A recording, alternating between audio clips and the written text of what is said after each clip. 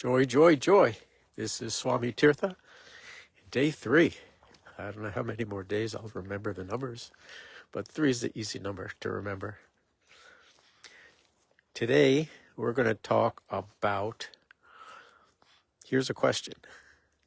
What does a plate, a bowl, and a cup have in common?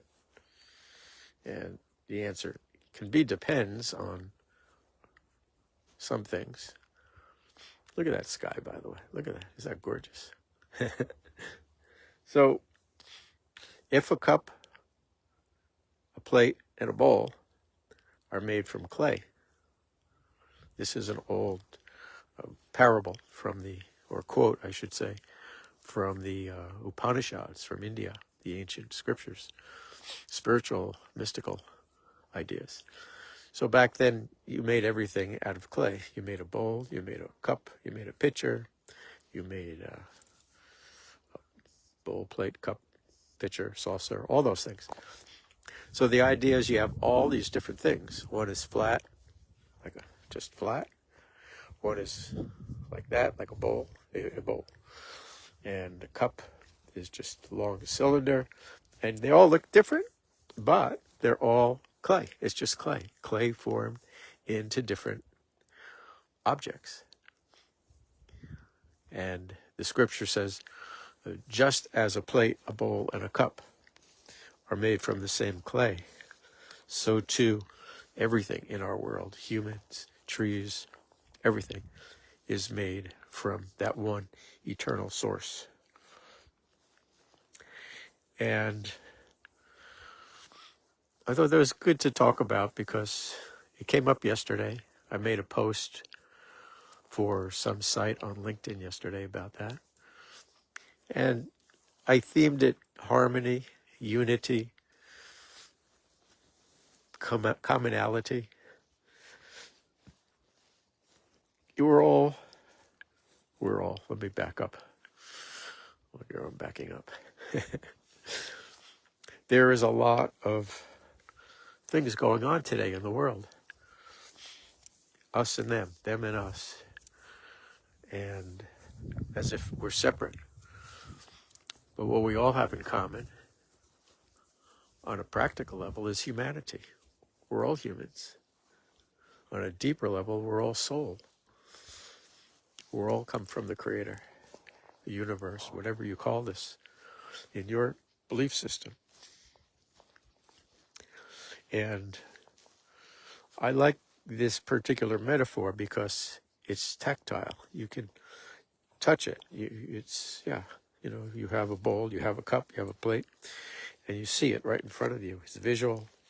If you've ever made something in clay class, shop class, when I was in shop, we made ashtray, or maybe we made a hot plate, a little square hot plate thing. Nothing fancy, it was just a little flat square, but then we got to put colors and designs on it. So, in terms of what we're talking about the last few days, about how to find calm in anxiety, out of anxiety. Well, if you ever tried to make a plate or a bowl or a vase out of clay on a potter's wheel, that's a hobby, it's an art. That alone is a way to calm down. But look at the things that are bothering you, that are causing you to get anxious. And if it's too much stuff, maybe try to see what's all there. It's not like there's something other than you there. So how do you manage it? This is becoming not a great, practical piece of information I have for you. What can I say? Maybe that's all I had to say about that. So, kind of walking in paradise here. It's probably more enjoyable right now. To feel calm, just look at that scenery. And what I could do is turn this around. You don't have to look at me all the time. Oops, there we go. Now look at these things. I got these cedar boxes, half price. That was great. And I bought some Mexican tiles. So you're talking about clay. Look at that. Let's see. This doesn't seem to zoom in. I can't zoom in here.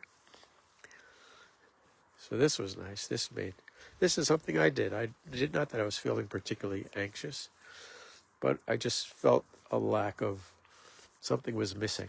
And flowers always make me feel more at home, more happy, more lively. And so I happened to see these containers on sale, and I bought them, and the flowers were on sale because it was the end of the season. And I put them out here, and I'm just so happy. So there's something I do to make yourself happy. Do something you love. Do something that's beautiful. If anybody is on right now, I don't see. But if you're watching this in the replay, type in what makes you calm, what makes you happy, what brings you peace. It could be a walk in nature. The Japanese talk about going in the forest as forest baths, I think they call it, forest bathing. And there's some evidence that whatever it is that's being emitted from the trees is actually something that makes us calm down. And so even if you're not in a forest, just getting outside, fresh air.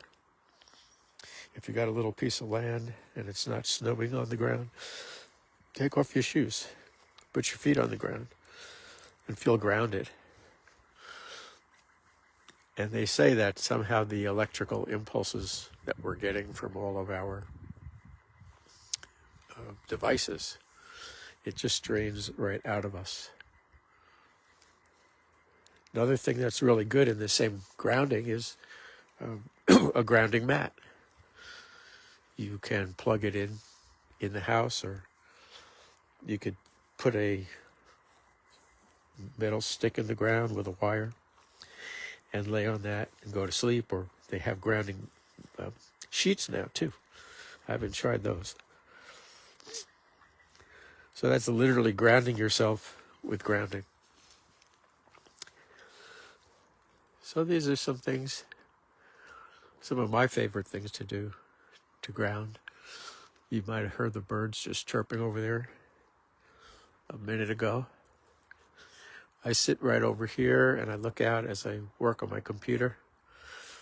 I feel like I'm living on the porch, living my life on the porch, which I love. So it's we're almost done with the show today. It's a lot less. It's not what I thought I was going to talk about. I started to talk about what I thought I was going to talk about, and that ended pretty quickly. So, can you hear that? That bird. Dip, dip, dip, dip, dip, dip. All right, well, got a few minutes. If you have any questions about anxiety or stress, how to get more calm, leave them in the chat. And